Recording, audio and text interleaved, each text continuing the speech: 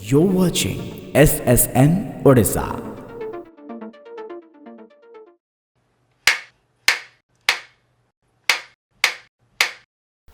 जीवनर परिभाषा सबुबले संघर्ष करि आसीछि मनीष।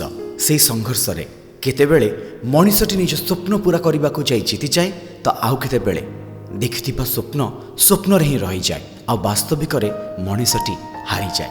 हारिथिबा मनीषर कहानी केबे भी मनीष को समाज रे बंची रहिबार शिक्षा दे पारेनी।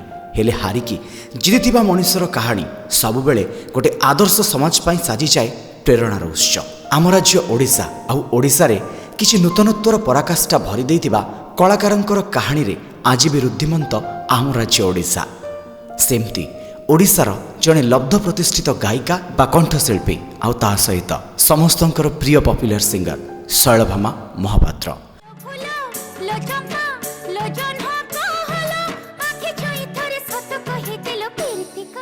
कहाँ पाई से शैलभामा तो आउ केतेबेले म्यूजिक कंपोजर मानंको पाई सेमानंकर प्रियर गायिका शैल। जन्मग्रहण करती जगन्नाथंकर पवित्र भूमि पुरी रे। बापा चक्री करुथांती भुवनेश्वर कटकरू अनेक दूर रे अवस्थित सुनाबेड़ारे। सेथिपाई पिलाबेलर खेलर बालीघर कहतु कि स्कूल और कॉलेज रो टाइम सबकिछि शैल बितेई थांती सुनाबेड़ारे। शैलभामांक जीवनर इन्स्पिरेशन बा आदर्श थांती तांको माँ आउ बड़ भौणी। जितेबेले शैलभामा छोट थांती सेतेबेले निजर बाकी भौणी मानक पाखरे बसई माँ साहित्य बही रे लिखाथिबा कविता को पढ़िकी शुणाती।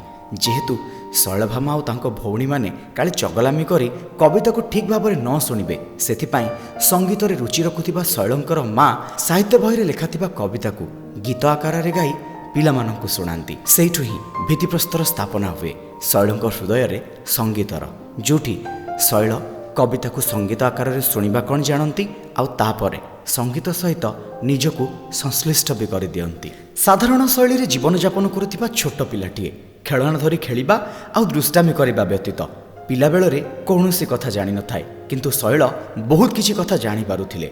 जेमिति शैलंक पई तांको जीवनर गोटे विश्व पालटी जाइथिला रेडियो। रेडियो रे सुना जाउथिबा गीत आउ गीत को नहीं अनेक लोकंक जीवन रे मनोरंजन भरी देउथिबा से छोटिया रेडियो बॉक्स भितरे शैलंकर पिला बेल कटि जाउथिला।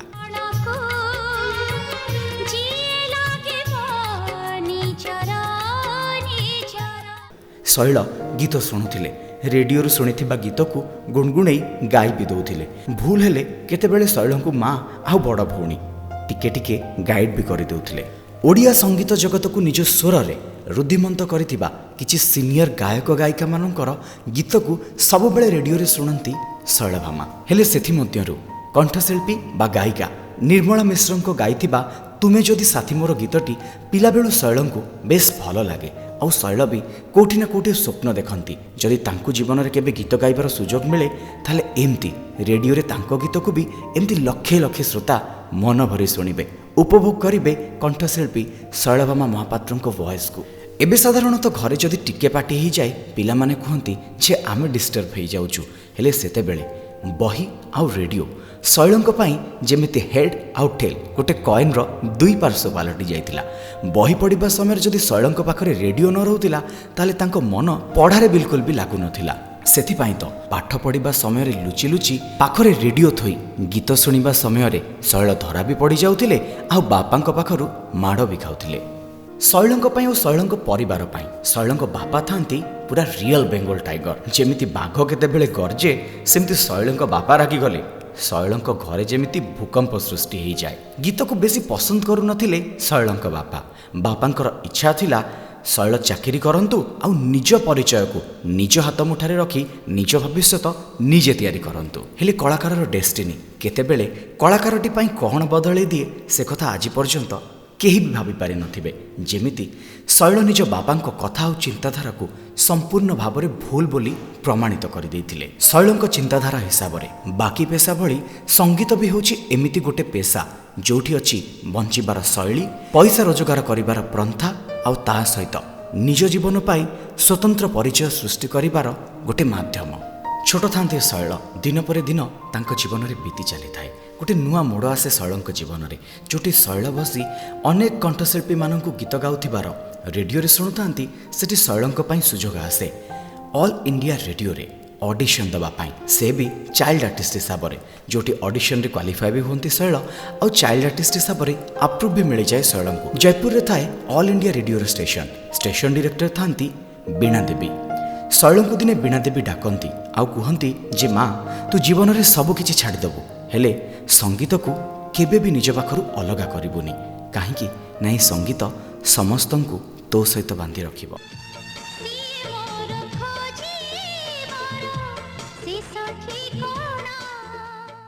जदिव चाइल्ड आर्टिस्ट हिसाब से अप्रूव था शैल ऑल इंडिया रेडियो रे किंतु देखु देखु शैल जीवन डेस्टिनी शैल को अनेक किछि सुजोग तैयारी करिबारे भी सहाय्य करे। जेमिति से ऑल इंडिया रेडियो रे अनेक ड्रामा आउ गीतिनाट्य रे शैल भॉइस दियंती हेले निज बयसर कलाकार मानक पई नुहे निजठू आहुरी अधिक वयस्क कलाकार मानक पई जोटा तांको तांको परिश्रम रे नुआ किछि करिबार दिग्दर्शन भी देखै दिए।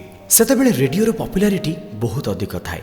जयपुर रेडियो स्टेशन बा ऑल इंडिया रेडियो को शुणुथिबा अनेक श्रोता शैल भामा को चिन्हि थांती तांको कंठस्वर अनेक प्रशंसक भी थांती। सेथिपाई तो शैल स्कूल सारी कॉलेज रे एडमिशन नियंती। कॉलेज रे समस्त जानिचंती जे सीनियर माने जूनियर मान को रैगिंग करती। कॉलेज रे समस्ते जाई थांती जे रेडियो रे आमे जो सिंगर को शुणुचु से सिंगर आज आम कॉलेज रे एडमिशन नउचंती। शैल जीवन रे कॉलेज रो प्रथम क्लास रो दिन थाए जोटी शैल आसी क्लास रे पहुंचती। सीनियर पुओ माने जनक परे जणे छिड़ा ही जाती और शैल को कहती जे तमे तो भल गीत गाउच से कथा आमे समस्ते जानिचु हेले आज तुम रैगिंग कह कि टास्क कह आमे एमिति गोटे टास्क दबु जोटा को जदि तुम कंप्लीट करदेव ताले आमे जानबू तमे होच निज जीवन में जड़े सक्सेसफुल सिंगर आउ टास्कटा थाए जे तमे गोटे एमिति गीत गाओ जो गीत समस्त मन को छुईब जो गीत को शुणी समस्ते संतुष्ट हेबे। तापरे शैल भामा हिंदी चलचित्र गोटे गीत गाती सीनियर मानक मुहरे ताला पड़ जाए आउ तापरे निज जीवन में आगे चलती शैल।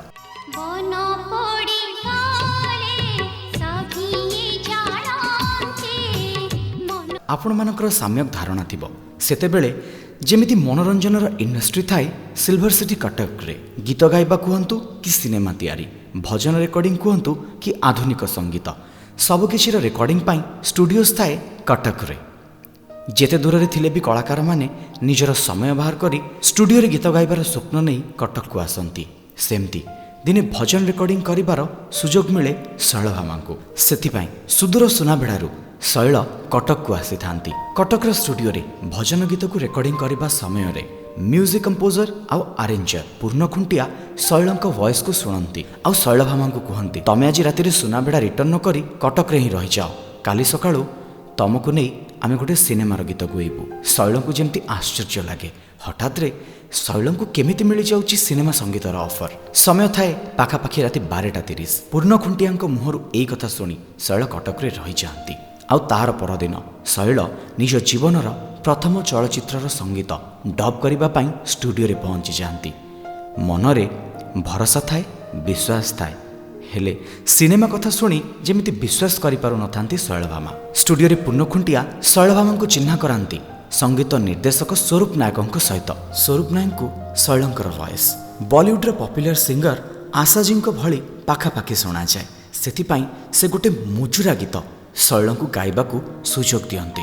शैल मनरे किछि कुंठाबोध प्रकाश हुए हेले तथापि निज मन को बुझे दियंती और निज वर्साटाइलिटीर टैलेंट को नहीं शैल निज जीवनर प्रथम गीत गाती। गीतटी थाए सिनेमा माँ जार साहा अनेक सीनियर आर्टिस्ट मानक सहित शैल थांती न्यू कमर आ मुजुरा गीतर भंगी रे निजर स्वरर हरकत को भी भरी दियंती ओडिया श्रोता और दर्शक मानक पाई।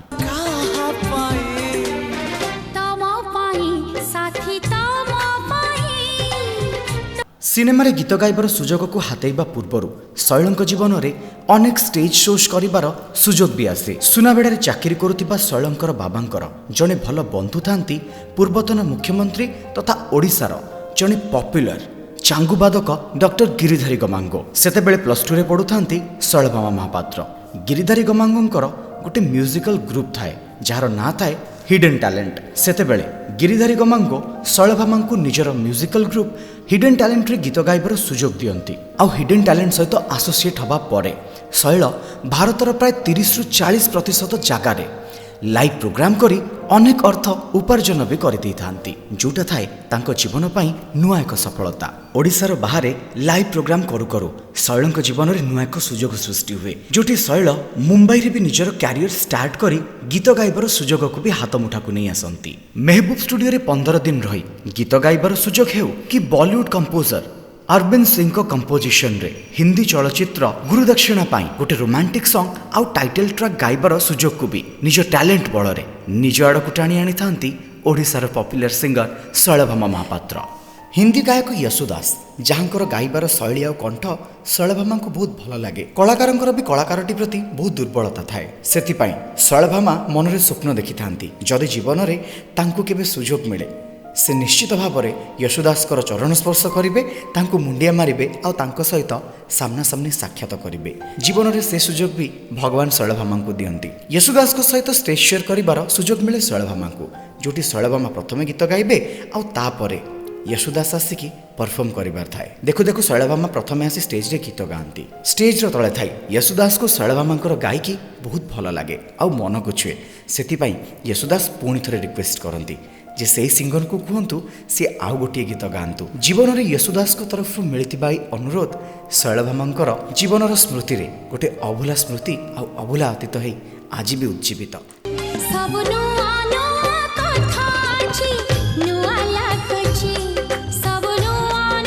ସୁଯୋଗ ଆଉ ଟଙ୍କା ମଣିଷ ଜୀବନରେ ପରସ୍ପର ସହିତ ପରିପୂରକ। ଟଙ୍କାଟିଏ ଯେମିତି ଆମ ହାତରୁ ଯାଏ, ପୁଣି ଅନେକ ହାତ ଦେଇ ସେଇ ଟଙ୍କାଟିଏ ପୁନର୍ବାର ଆମ ହାତକୁ ଫେରିଆସେ, ଠିକ୍ ସେମିତି ସୁଯୋଗ ମିଳିଥିଲା ଶୈଳଭାମାଙ୍କୁ ଓମ୍ ଶାନ୍ତି ଓମ୍ ସିନେମାରେ ଗୀତଟିଏ ଗାଇବା ପାଇଁ। ସିନେମାରେ ସଙ୍ଗୀତ ନିର୍ଦ୍ଦେଶନା ଦେଉଥାନ୍ତି ଅଭିନେତା ତଥା ସଙ୍ଗୀତ ନିର୍ଦ୍ଦେଶକ ପ୍ରଶାନ୍ତ ନନ୍ଦ। ପ୍ରଶାନ୍ତ ନନ୍ଦଙ୍କ କମ୍ପୋଜିସନରେ ଶୈଳଭାମା ଗୀତଟିଏ ଗାଆନ୍ତି। ହେଲେ ପ୍ରଶାନ୍ତ ନନ୍ଦଙ୍କ ଅଜାଣତରେ ଶୈଳଭାମା ଗାଇଥିବା ଗୀତ କେତେବେଳେ ମୁମ୍ବାଇ ପଳାଏ, ଯାହାକୁ ଆଉଥରେ ଡବ୍ କରିବା ପାଇଁ ସିଙ୍ଗର ଅନୁରାଧା ପୌଡୱାଲଙ୍କୁ ନେଇ ଗୀତ ଗୁଆଯାଏ। ତାପରେ ଦେଖୁ ଦେଖୁ ଡବ୍ ହେଇ ଗୀତ ଓଡ଼ିଶା ଆସେ, ଯେଉଁଠି କୋରିଓଗ୍ରାଫର ଗୀତକୁ କୋରିଓଗ୍ରାଫି କରିବା ପାଇଁ ନେଇଯାଆନ୍ତି। ଶୈଳଙ୍କ ଭଏସ୍ରେ ଗୀତଟିକୁ ପ୍ରଥମେ କୋରିଓଗ୍ରାଫର ଶୁଣିଥାନ୍ତି।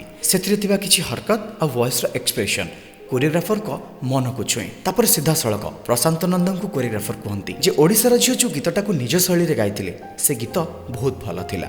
ସେଥିପାଇଁ ପ୍ରଶାନ୍ତ ନନ୍ଦ ପୁଣି ଥରେ ଶୈଳଭାମାଙ୍କୁ ଡାକନ୍ତି ଷ୍ଟୁଡ଼ିଓରେ ସେ ଗୀତକୁ ଗୁଏଇବା ପାଇଁ ଆଉ କୁହନ୍ତି ଯେ ଶୈଳ, ତମେ ମୋତେ କ୍ଷମା କରିବ, ହୁଏତ ମୋ ଅଜାଣତରେ ଏତେ ବଡ଼ ଭୁଲ ହେଇଯାଇଥାଇପାରେ, କିନ୍ତୁ ଏବେ ଏ ଗୀତ ତମ ବିନା ଅଧୁରା। ଯେହେତୁ ଆଉଥରେ ସୁଯୋଗ ମିଳେ, ମନରେ କୌଣସି କୁଣ୍ଠାବୋଧ ନ ରଖି କଳାକାରର ଭାଷା ଆଉ ପରିଭାଷାକୁ ନେଇ ଗୀତଟିକୁ ଗାଇଦିଅନ୍ତି ଶୈଳଭାମା ମହାପାତ୍ର। ସଙ୍ଗୀତରେ ଅନେକ ପ୍ରକାରର ଏରା ଆରମ୍ଭ ହୋଇଛି, ଯେଉଁ ଏରାକୁ ନେଇ ଆଜି ବି ଗର୍ବ କରେ ଓଡ଼ିଆ ଚଳଚ୍ଚିତ୍ର ଜଗତ। ସେହି ଏରାରେ 2010 ଆଉ 12 ମସିହାରେ ଯେତେବେଳେ ଓଡ଼ିଆ ମନୋରଞ୍ଜନ ଜଗତରେ ଆଲବମ୍ ଇଣ୍ଡଷ୍ଟ୍ରି ବେଶ୍ ପପୁଲାର ଥିଲା, ଠିକ୍ ସେହି ସମୟରେ ଶୈଳଭାମା ଆଉ କୁମାର ବାପିଙ୍କର ଯୋଡ଼ି ବା ଡୁଏଟ୍ରେ କିଛି ସଙ୍ଗକୁ ଲୋକମାନେ ଆଜି ବି ମନେ ପକାନ୍ତି, ଯେଉଁଥିରେ ଶୈଳଭାମାଙ୍କର ରୋମାନ୍ସ ମିଜାଜର ଗୀତ ଆଜି ବି ଶ୍ରୋତା ଓ ଦର୍ଶକମାନଙ୍କୁ ଶୈଳଭାମାଙ୍କ ଭଏସ୍ ସହିତ ବାନ୍ଧି ରଖିଛି।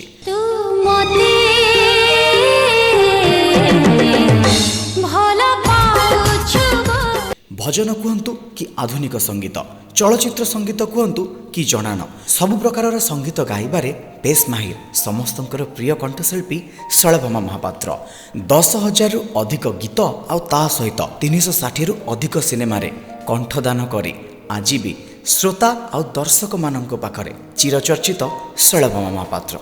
ନିଜ ଜୀବନର ପପୁଲାରିଟିକୁ ନେଇ ଗୋଟେ କଳାକାର ସବୁବେଳେ ପ୍ରାଉଡ୍ ଫିଲ୍ କରେ, ହେଲେ ସେହି କଳାକାରର ମନରେ ଲୁକାୟିତ ଅବସ୍ଥାରେ ଥାଏ ଅନେକ ଦୁଃଖ। ଶୈଳଭାମାଙ୍କର ସବୁ ସୁଖ ଦୁଃଖ ଭଲ ମନ୍ଦ ସମୟରେ ତାଙ୍କ ବାପା ତାଙ୍କ ପାଇଁ ଦୃଢ଼ ପ୍ରାଚୀର ହୋଇ ସବୁବେଳେ ଛିଡ଼ା ହୋଇଥାନ୍ତି। ଶୈଳଭାମାଙ୍କୁ ଦିନେ ଖବର ମିଳେ ଯେ ତାଙ୍କୁ ରାଜ୍ୟ ସରକାରଙ୍କ ତରଫରୁ ସର୍ବଶ୍ରେଷ୍ଠ ଗାୟିକାର ସମ୍ମାନ, ରାଜ୍ୟ ଚଳଚ୍ଚିତ୍ର ପୁରସ୍କାର ବେଷ୍ଟ ପ୍ଲେବ୍ୟାକ୍ ସିଙ୍ଗର ହିସାବରେ ଆୱାର୍ଡ଼ ଦିଆଯାଉଛି। ଏତେ ବଡ଼ ଖୁସିର ମୁହୂର୍ତ୍ତ, ସେହି ସୁଖ ମିଳିବା ସମୟରେ ଶୈଳ ଦୁଃଖରେ ବିଭୋର ହୋଇଯାଇଥାନ୍ତି। ଶୈଳଙ୍କ ମନରେ ଅଫସୋସ ରହିଯାଇଥାଏ, କାଶ ଯଦି ମୋତେ ଆୱାର୍ଡ଼ଟା ମିଳିଲା, ହୁଏତ କିଛି ଦିନ ଆଗରୁ ମିଳିଥିଲେ ଏ ଆୱାର୍ଡ଼ ପାଇବାର ସୁଖକୁ ମୁଁ ବାପାଙ୍କ ସହିତ ସେୟାର କରିପାରିଥାନ୍ତି। ଆୱାର୍ଡ଼ ଆଜି ମୋ ପାଖରେ ଅଛି ସତ, ହେଲେ ସେ ଆୱାର୍ଡ଼ର ଖୁସି ଦେଖିବା ପାଇଁ ମୋ ବାପା ମୋ ପାଖରେ ନାହାନ୍ତି।